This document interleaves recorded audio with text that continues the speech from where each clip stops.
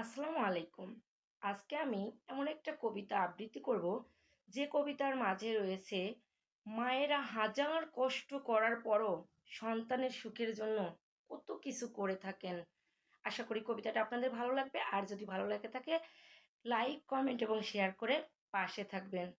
কবিতাটা লিখেছেন কবি আদিত্য অনেক। কবিতাটার নাম হলো মিথ্যাবাদী মা।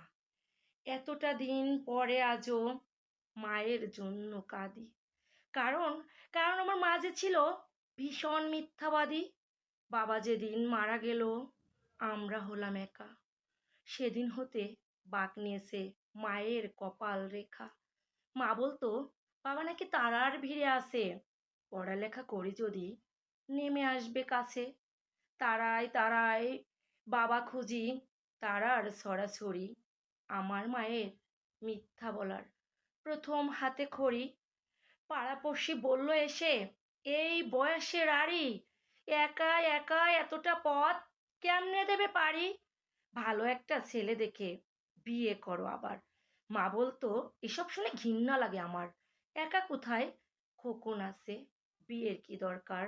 এটা ছিল আমার মায়ের চরম মিথ্যাচার।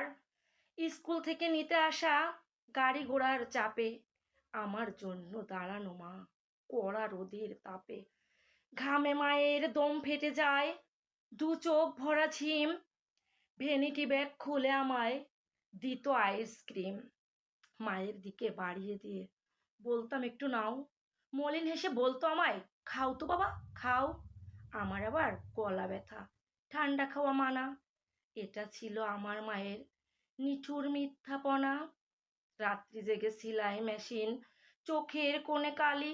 নতুন জামায় ঘর ভরে যায়, মায়ের জামায় তালি। ঢুলু ঢুলু ঘুমের চোখে সুই ফোটে মার হাতে।